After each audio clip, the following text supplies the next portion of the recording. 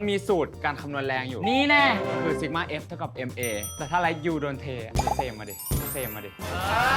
คือมันเป็นสิ่งที่เราตามหาอยู่แล้วรู้สึกว่าเข้ามามันต้องเอาออกไปอ่ะไม่ใช่รู้สึกว่ามันเรียกกูอะมันเรียกกูอะเยี่ยมมาหาหน่อย อย่างนี้ด้วยยา พอแล้วนัดตอบว่า ซอยยามันจะเป็นคำอะไรวะ ไม่ยาก มันรู้ว่าคืออะไรแต่มันไม่รู้จะคือคำอะไรอ่ะว่าไปต้องตอบแล้วสีลมอ่ะ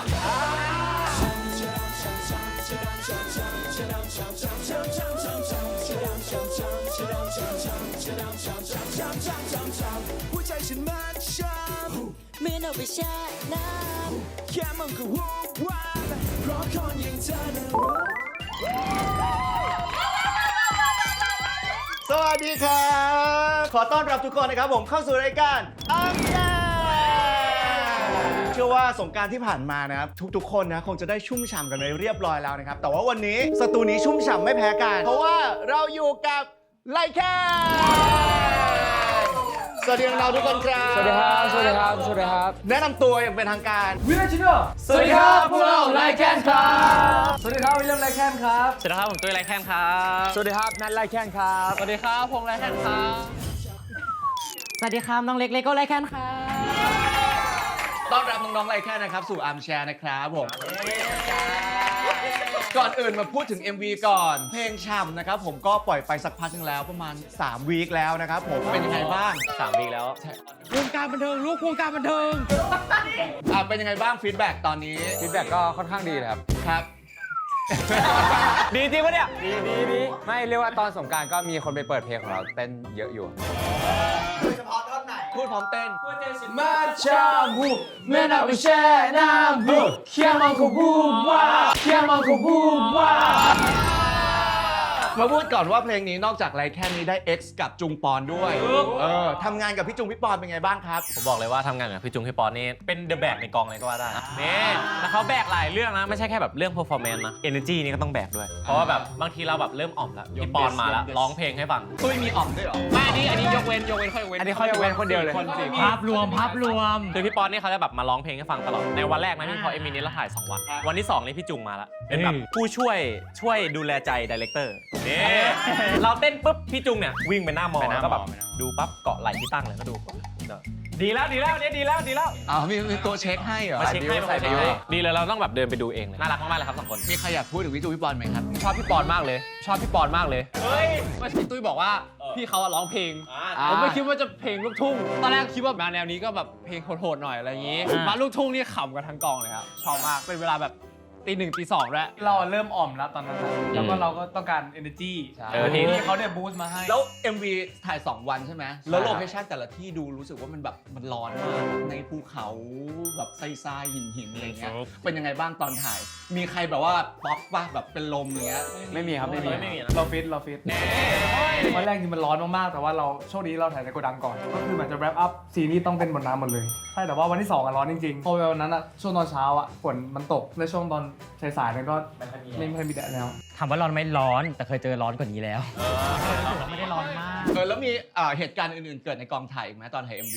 ผมขอเล่าเรื่องนี้ละกันไหน ครับ ๆพี่วิลเลียมก็พูดแล้วว่าเรามีการเต้นบนน้ำเพลงมันชื่อฉ่ำแล้วเราก็ represent ความฉ่ำเนี่ยคือความเปียกเตรียมการไว้แล้วว่าการที่จะต้องเต้นบนน้ำสิ่งที่ต้องอำนวยความสะดวกที่สุดคือรองเท้าเป็นคอมแบทรอดอเลยฮะแต่ว่าพอเต้นไปปุ๊บแรงกระเพื่อมจากข้างหลังหรือใครก็ไม่รู้มันพอเปลี่ยนโซนนี้ปุ๊บมันกองปุ๊บมันไหลลงเนี่ย ค่อยๆไหล เชื่อไหมข้างในอยู่ตรงนั้นเกือบชั่วโมงแบบมีน้ำขังอยู่ในเท้าคือเท้าเปื่อยเป็นไก่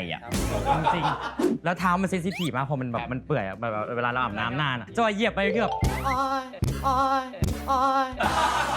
นี่ก็เป็นบรรยากาศคร่าวๆตอนถ่าย MV นะครับผมใครยังไม่ได้ดู MV น้องก็ไปดูได้นะครับ MV เพลงฉ่ำนะครับผมแต่ว่าตอนนี้มาทำความรู้จักกับน้องๆไลแคนให้มากขึ้นดีกว่า เฮ้ยพี่อาร์มหยิบอะไรอ่ะพี่อาร์มหยิบอะไรบ้างหรือเปล่า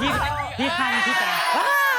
ของฟังจากเกาหลี ที่จะมีคีย์เวิร์ดของแต่ละคนออกมานะครับผมพูดของใครก็เล่ามานะจ๊ะ ครับผม เริ่มต้นที่น้องนัทชอบมุกแป๊กคืออะไร ที่ผมเข้าใจนะคือ ผมจะฟังมุกแป๊กแล้วผมจะหามากกว่ามุกที่มันแบบ ที่มันหา เพราะมุกฮาๆผมจะแบบไม่เก็ตว่ะแต่พอมุกแป๊กกับผมจะคิดอยู่ในหัวตัวเองแล้วสักวันหนึงก็จะขำแต่ขำจะช้ากว่าคนอื่น ดีเลยนิดนึง ดีเลยนิดนึง แสดงว่าได้ขำจากตุ้ยไปเยอะเลยดิ ไอ้ตุ้ยนี่ชอบ โชว์มุกแป๊กให้ผมบ่อยมาก พี่ตุ้ยเขาจะมีคำพูดประจำแน่เอาไปหนึ่งยิ้ม ขอสักหนึ่งมุกแป๊กที่เรารู้สึกว่ามันโดนเส้นสุด อ่ะเล่นที่ขึ้นวิทยุอันนั้นก็ได้ อันนั้นมันไม่แป๊กกันดิวันนั้นไปออกรายการ Flex 104.5 ฮะ แล้วแบบก็เลยเล่นมุกจีบ like you ไปหนะ ว่าไงว่าไง บอกว่าผมเรียนวิทย์วะใช่ไหม มีสูตรการคำนวณแรงอยู่ นี่แน่ ก็คือ sigma f เท่ากับ ma แต่ถ้า like you โดนเทมาดิ ๆ อันนี้ถือว่าแป๊กหรือไม่แป๊กครับ หนึ่งมุมปาก อันนี้โชว์มุกแป๊กไปแล้ว ตุยโชว์แบบว่าเจ๋งๆเลยแบบว่า ไหนอาจารย์ เจ๋งๆเลยได้หาทั้งหอ ขอแบบหนึ่งไตวาย 1 ไตวายออกซิเจนทะลุปอดเนี่ยคือต้องจัดผมบอกเลยตอนนั้นผมไปเข้าห้องน้ำมาโอ้โหแล้วแบบมีคนเข้าอยู่ไงอยากจะไปยืนก็ไม่ได้ก็เลยต้องเข้าไปในห้องส้วมอะโอ้โหผมออกไม่ได้เลยอ่ะ ทำไมอ่ะ ผมโดนน้ำขัง เดี๋ยวเวลาคุณตุ้ยอยู่บนรถเราจะมี 5 คนใช่ไหมผมจะถามกับทุกคนตลอดอีก 3 คนที่เหลือ ว่า เมื่อไหร่พี่ตุ้ยจะหยุดพูดวะ แต่พี่ฮงก็จะมีระบบของเขาเหมือนกันแบบว่า ระบบอะไร ไม่จับโทรศัพท์ด้วยพี่ฮงอย่างเงี้ยอ๋อใช่ตุ้ยจะพูดไปเรื่อยๆ ไม่ได้รู้สึกว่า attention ขนาดนั้น แต่ก็ ก็ตอบอยู่ ก็ตอบอยู่ ผ่านไปสำหรับชอบมุกแบ็กนะครับผมของพี่นัทนะฮะ ไปต่อที่พี่ตุ้ยเลยดีกว่านะครับ ครับผม เพราะว่าทุกคนดูส่งให้พี่ตุ้ยมาก ๆ เลยนะครับผม โอเค คีย์เวิร์ดว่า extrovert คืออะไร จริงๆผมว่าผมก็ไม่ใช่ extrovert จะเย็นเป็นยังไงครับ การ extrovert ของเรา ผมไม่ชอบให้แบบบรรยากาศมันเงียบเลย ชอบบ้าง ผมแบบไม่ชอบให้บรรยากาศมันเงียบเลย พูดไปก่อนอะไรเงี้ย เดี๋ยวก็จะมีคนพูดกับเราเองแหละ ไม่ หลักๆก็ไม่ค่อยมีหรอก เฮ้ยแต่ตอนแรกๆที่อยู่ไรแค่นอะตอนแบบยังไม่สนิทกันขนาดเนี้ยทุกคนดูพูดกับผมนะแต่ผลหลังๆมาแบบเหมือนท็อปิกมันอาจจะเริ่มวนแล้วพี่นัทจะมีประโยคนี้มาบ่อยมากมึงลองเงียบแป๊บหนึ่งลองเงียบแป๊บหนึง อยากขังตุ้ยกับนัทไว้ด้วยกัน คนที่แบบไม่พูดเลยกับคนที่พูดไม่หยุดอะมันจะอยู่ด้วยกันยังไง พ่อแม่ฝากพี่ตุ้ยไปนอนบ้านพี่นัทได้ไหมเพราะว่าวันต่อมามันต้องมีงานโลเคชั่นใกล้ๆบ้านพี่นัทพอดี ผมกำลังจะนอนแล้วมันก็ยังไม่หยุดพูดอะพี่ก็มันสามารถหาเรื่องพูดได้ตลอดเวลา แต่ผมก็ออกับมันตลอ ใช่ ด ได้เล่าก่อนว่าพี่นัทเป็นคนนอนเร็วมาก คือแบบบางทีแบบถึงปุ๊บรับเลย แต่ตุ้ยก็ยังพูดต่อ ผมก็หลับ สมมติหลับอยู่ใช่ป่ะพี่นัท คนต่อไปวิลเลียม เฮ้ยจะมาพัดแก้วพัดพง คีย์เวิร์ดของคุณคือบัตรเครดิต บัตรเครดิตคืออะไรเนี่ยเล่าฟังหน่อย ผมชอบรูดพูดต่อหน่อยเวลาทุกครั้งที่ผมได้ออกไปข้างนอก เราต้องมีอะไรติดไม้ติดมือกลับ ตอนนั้นผมไปเจอพี่ฮง ครั้งแรกเราก็ไปซื้อรองเท้าก่อน ก็ไม่ได้คิดว่าแบบแพลนไว้แบบว่า จะไปซื้อรองเท้าอยู่แล้ว 8,000เลยนะเว้ยแพงมากเลยอะไรเงี้ยไม่ซื้ออะไรละแต่พอออกจากร้านปุ๊บพี่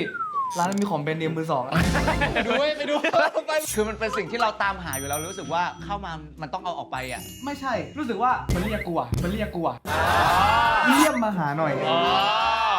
ซึ่งไอกระเป๋านั้นนะคือเราคิดไว้แล้วว่าเรามาถึงญี่ปุ่นมันคงจะถูกกับไทยแหละซื้อไปประมาณ2,400มั้ง 2,400 24,000ไม่24,000แล้วก็เราก็กลับมาไทยใช่ไหมแล้วก็เช็ค14,000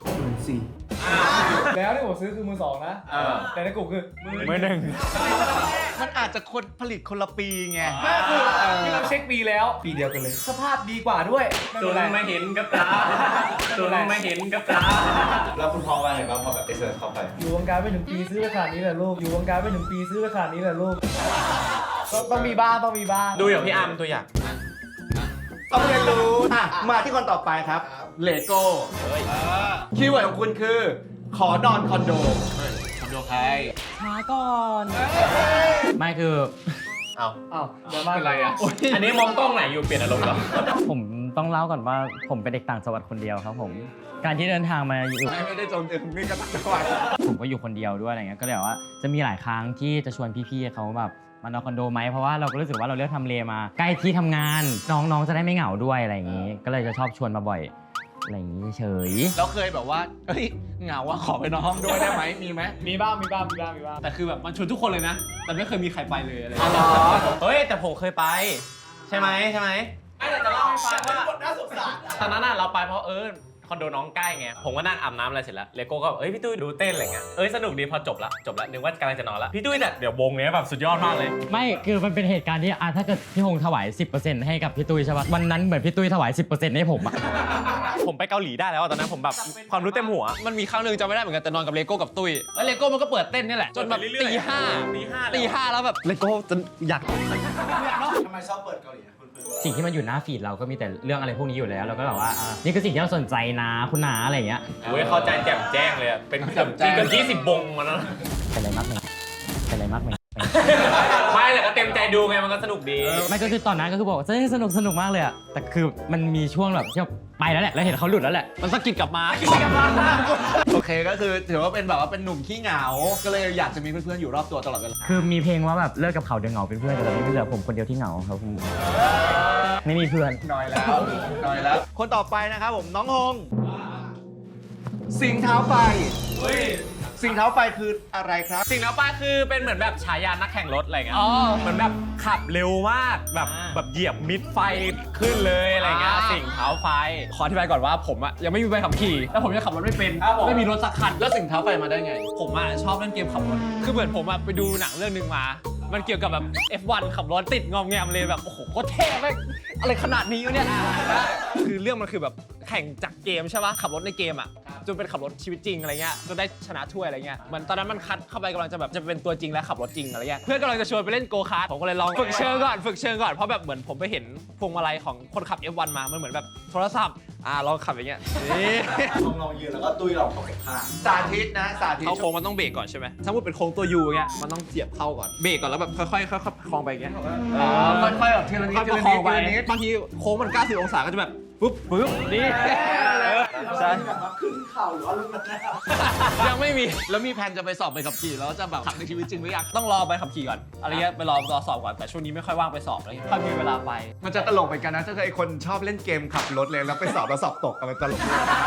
เนี่ยคือรอบคีย์เวิร์ดนะของน้องๆไลแคนนะครับเพื่อนๆจะได้แบบว่ารู้จัก personal นะ personality ของน้องๆมากขึ้นว่าใครชอบอะไรอยู่ด้วยกันเป็นยังไงบ้างหรือว่าแบบว่าไม่ได้อยู่ด้วยกันเป็นยังไงบ้างแต่ว่ารอบต่อไปรู้จักมากขึ้นแน่นอนนะครับผมเพราะเราจะมีเกมมานะครับซึ่งเกมของเราเนี่ยมีชื่อเกมว่าคีย์เวิร์ดเหมือนกันครับเดี๋ยวไปดูกันเลยจ้า เกม Keyword แบ่งผู้เล่นออกไป2ทีมละ3คนตัวแทนของทั้ง2ทีมจะได้รับการ์ดที่มีคีย์เวิร์ดเดียวกันผลัดกันใบ้ทีละพยางค์สมาชิกทีมไหนตอบถูกในรอบแรกรับไปเลย6คะแนนส่วนทีมที่แพ้ต้องโดนลงโทษนะจ๊ะ ทุกคนเข้าใจกติกาแล้วใช่ไหมครับเข้าใจกติกาครับแต่ไม่เข้าใจมาทำไมคุณเป็นใคร มาคุมความประพฤติป๋า ผอเหรอ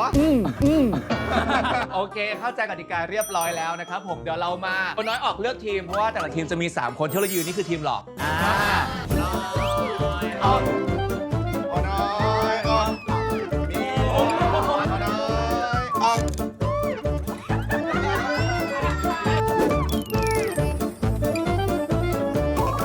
พวกคุณมีความมั่นใจแค่ไหนกับทีมของพวกคุณคะ ผมมั่นใจในตัวพี่อาร์มครับ ผมมั่นใจในทีมผมครับผม แล้วทีมของคุณล่ะคะ ผมไม่มั่นใจใครเลยครับผมไม่มั่นใจใครเลยครับผม มั่นใจหน่อย ผมเชื่อว่าความไปเรื่อยของพี่ตุ้ยจะมีประโยชน์ก็ครั้งนี้แหละ แต่ว่าตุ้ยน่าจะอึดอัดมากเพราะพูดได้แค่ทีละพยางค์ในแต่ละรอบนะครับผมจะมีตัวแทนในแต่ละทีมแค่1คนเท่านั้นที่จะเป็นคนตอบนะครับเพราะฉะนั้นรอบแรกนะฮะแต่ละทีมจะส่งใครมาเป็นคนตอบคำถามครับ ทีมผมก่อนเลยแล้วกันบอกเลยว่าคนนั้นคือนัดแดนครับ ฝั่งเราให้ใครตอบคนแรก เราชี้พร้อมกันดีกว่า โอเค รอบแรกนะครับ ทีมผมนะอันตอบทีมนี้นะฮะน้องนัทตอบนะครับผมคุณกรรมการครับขอคีย์เวิร์ดจ้ะ I believe that นี่ครับ คนที่ได้รับคำใบ้ไปเรียบร้อยแล้วนะครับผมต้องมาปัดยิงฉุบกันเพื่อที่จะชิงว่าจะเล่นในรอบนี้หรือว่าจะส่งให้อีกทีมนึงเป็นคนเล่น มาเลย1 2 3 หุ้ย 1 2 3 หุ้ย 1เดี๋ยวๆ กันไกล กันไกลชนะ เล่น จะเล่น ก่ เอ อง นหรือให้เขาเล่นครับ เล่นเอง เดี๋ยวจะตอบให้ถูกในพยางค์แรกเลย คนแรกที่จะใบก็คือ อะไรเพียว มีคำปะ ไม่มี อันนี้ก่อนก็ได้นี่ก่อนก็ได้ พี่ฮงนะคะกับคำแรกที่มีคำว่า ซอย ถ้าอามตอบถูกในครั้งแรกนะคะจะได้6คะแนนเต็มและซอยคือ น้ำลาย และซอยคือสุขุมวิท สุขุมวิทผิดค่ะทีมต่อไปค่ะ ยา อย่าอย่า ไอ้นั้นไม่รู้เรื่อง ยาเคยเห็นอยู่แต่นึกไม่ออกซอยอย่าแบบอ่าน เฮ้ยเมื่อกี้เกือบก็เกือบแล้วดิ อย่านะ อุ้ย อย่างนี้ด้วยยา พอแล้ว นับตอบว่า ซอยยามันจะเป็นคำอะไรวะ ไม่ยาก มันรู้ว่าคืออะไรแต่ไม่รู้จะคือคำอะไรอ่ะว่าไป ต้องตอบแล้ว สีลมอ่ะ เป็นคำตอบที่วิลเลียมกับคำใบ้ที่ 2 ครับ เลข เลข ซอยอย่าเลข และคำตอบของป๊าป๊าคือ ไปที่ซอย ที่มีตัวเลข แล้วมีคนพูดว่าอย่าเราก็เลยตอบว่าสุขุมวิท11 ครับ และสุขุมวิท11 ถูกต้องทำไมถึงเป็นยา พอตำรวจเขาขอความร่วมมือ คือผมรู้แต่ผมไม่รู้จะตอบคำว่าอะไร มันนึกไม่ออกมันซอยไหน ซอยไหน สีลมหรือสุขุมวิทวะ คนแพ้มีบทลงโทษนะครับ มีให้เลือกระหว่าง ครับเชฟ A A กับ B A ครับ A และดีจุดโทษ A ก็คือ กินกระเทียม พร้อมนะครับ เด็กๆ เลือก โอ้โห นัดแป๊บหนึ่งศักดิ์ศรีความเป็นเพื่อน โอ้โห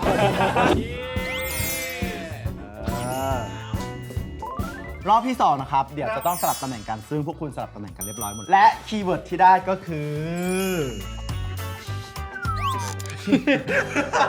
เป่ายิงฉุบค่ะ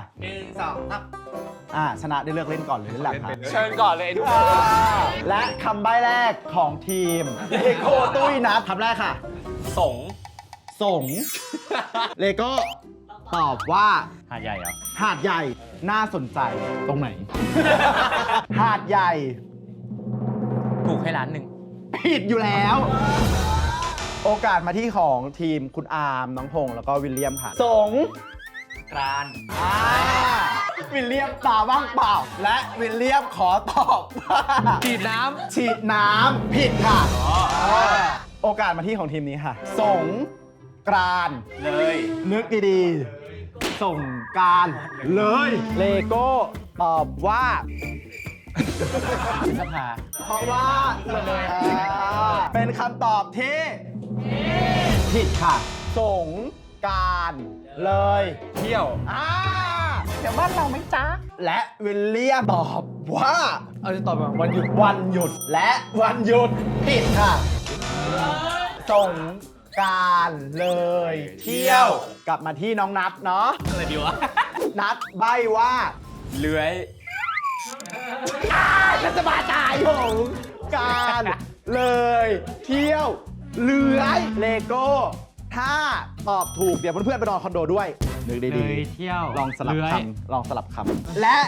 เลโก้ตอบว่า วันไหล วันไหล น่าสนใจมาก ถูกต้อง เดี๋ยวก็อะไรคืออะไรวะ คือปกติแล้วอ่ะสงกรารมันจะมี 3 วันถูกไหม ครับผม วีคหลังสงกรารเขาจะเรียกว่าวีควันไหลก็คือยังสามารถเล่นน้ำสงกรารได้อยู่ ที่เด่นๆก็อย่างเช่น พัทยาซึ่งเดี๋ยวทางเทศบาลพัทยานะคะ ได้ยินแล้วว่าน้องคือวันไหลคืออะไรเดี๋ยวจ้างน้องไปได้ ไม่ กว่าเขาจะได้ยินเนี่ยสงกราร อ๋อเลยแล้ว และนี่คือบทลงโทษครับ มีให้เลือกเหมือนเดิม ขวาหรือซ้าย เฮ้ย อันนี้สูงกว่าเป็น G sharp นี่ได้นะ นี่คือบทลงโทษของทีมคุณครับไปเลยนี่ บีบไหมล่ะบีบไหมล่ะ บีบน้ำเข้าปาก โอเคค่ะ นี่คือคีย์เวิร์ดสุดท้ายของเกมนี้ และคีย์เวิร์ดคือเป่ายิงฉุบครับ ชนะได้เลือกเล่นก่อนหรือเล่นหลังเลือกเล่นก่อนหรือหลังครับ เล่นก่อนครับ และคำใบ้แรกจะมาจากอาร์มหรือวิลเลียมครับ ทงไว้แล้ว คำใบ้แรกมาจากวิลเลียมครับ คือคำว่า ชอบ ถ้าเป็นตุ้ยอ่ะ กว้างมาก มันชอบทุกอย่างเลย แต่พอเป็นวิลเลียมปุ๊บ มันจะแคบมากพงตอบว่า ของแพง ของแพง โทษนะ ของแพงเป็นคำตอบที่ผิดค่ะคำใบ้แรกออกมา คือคำว่าชอบคำใบ้ที่ 2 คือ ป๊อป ดาวแล้วลาบูบู ลาบูบูถูกต้อง อ๋อ ป๊อปมาก ไม่คิดว่าแบบไม่กีตาร์ก็แบบอะไรพวกนั้นก็ภาพจำกับลาบูบูนะ และนี่คือบทลงโทษค่ะ พี่อาร์ม เลือกระหว่างขวากับซ้าย มันเปลี่ยนไปเรื่อยๆเลยมันต่างกันนะ อันนี้อ๋อจะวันนี้ และบทลงโทษของคุณคือ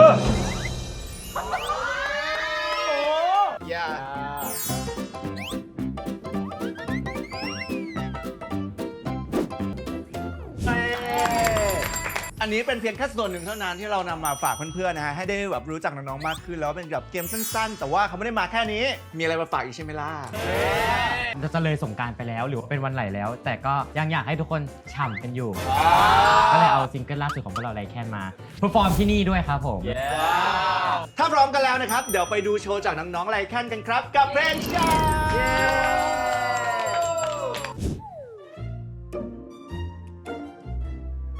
อยากโดนสาดแต่ไม่อยากโดนเท อยากโดนเปแต่ไม่อยากโดนทิ้ง สงกรานต์ปีนี้เปียกปอนแค่กาย แต่ถ้าเธอมาสาดใจ รับรองว่าช้ำ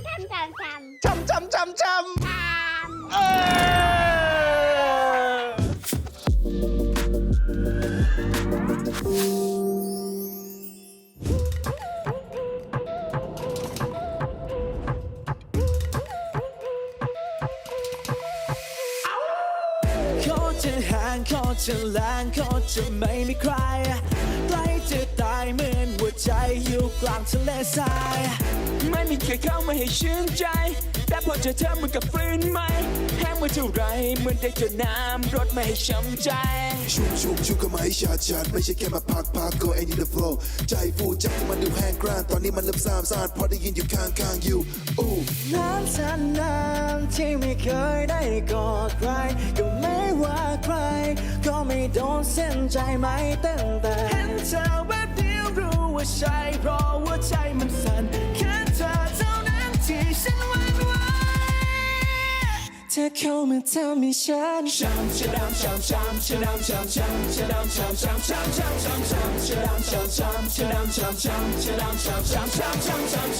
หัวใจฉันมันช้ำไม่เอาไปแช่น้ำแค่มันก็วูบวาบเพราะคนอย่างเธอน่ารักฉันทำไมเธอน่าร้อนทั้งจริงเธอน่ารัก Never met someone like you ช้ำแต่หัวจรดเท้าช้ำคนนี้ไม่ได้แล้วไม่ได้อวยนะ babe it's true จากสงบสงเงียไม่มีสติสงบสงาเพราะเธอผ่านตามมาเข้ามาแค่มาแวะปะทะอยากเป็นชิปเป็นฉันเข้าไปสกิดสักนิดสักนัดมันคงไม่ผิดถ้าคิดจะแวะไม่เว้นระยะนานแสนนานที่ไม่เคยได้กอดใครก็ไม่ว่าใครก็ไม่โดนเส้นใจไม่เต้นแต่เห็นเธอแวบเดียวรู้ว่าใช่เพราะหัวใจมันสั่นแค่เธอเท่านั้นที่ฉันหวั่นไหวเธอเข้ามาทำให้ช้ำ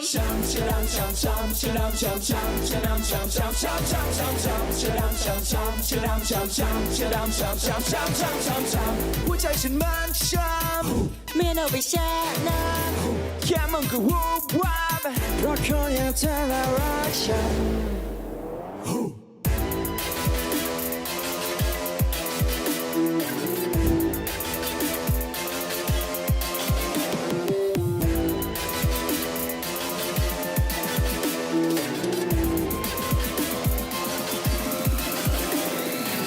เธอเข้ามาทำให้ฉัน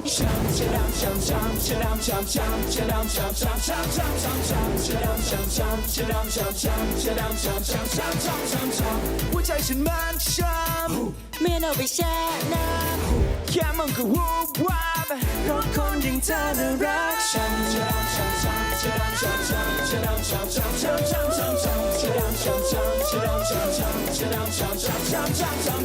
หัวใจฉันมันช้ำไม่เอาไปแช่น้ำแค่มันก็วูบวาบเพราะคนอย่างเธอน่ารักฉัน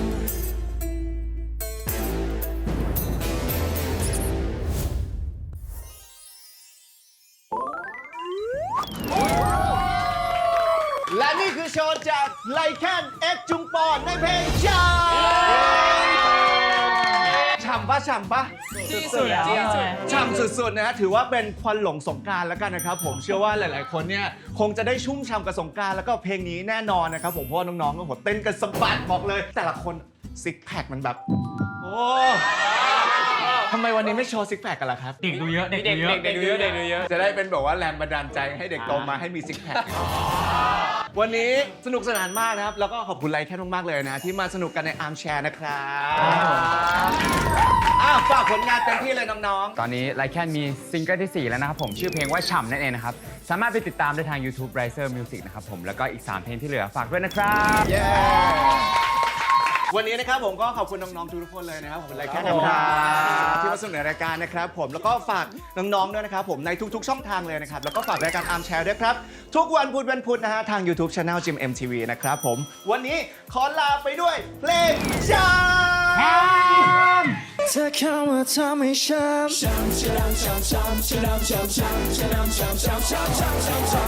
ำ หัวใจฉันมันช้ำ เมียเราไปแช่น้ำ แค่มันก็วูบวาบเพราะคนอย่างเธอละรัก อันนี้คือแบบอยากขยายพี่นัทไงคือว่าจริงๆที่ชอบมุกแป้งเนี่ยคือเหมือนตอนนั้นอ่ะเราไปดูรันทูคอนเสิร์ตพี่ณนนท์แล้วพี่นัทเป็นคนขับรถให้พวกเราใช่ไหมครับผมเป็นคนเชื่อมบลูทูธตลอดอะไรเงี้ยแล้วแบบเบื่อเปิดเพลงแล้วมันวนแล้วเซิร์ชไปในแบบ YouTube อะไรเงี้ยว่ามุกตลกแค่นั้นแล้วมันก็เป็นแบบมุกตลกที่แบบ8 ปีมาแล้วอะพี่มันเป็นมุกเหมือนที่ผมเล่นเมื่อกี้แหละประมาณน้ำขังส้วมซึมอะไรเงี้ยแล้วอยู่ดีเขาก็แบบเขาขับอยู่ก็แบบโหแบบเศร้าเลยเข้าน้ำทำไมวะส้วมซึมแล้วก็ขำอยู่คนเดียว พอเขาเริ่มขำมันจะหยุดไม่ได้ด้วย หยุดไม่ได้ แล้วมุกมันมาตลอดแล้วเขา จริง จะ มุก ขับ มาตลอด ขับรถไปขับไป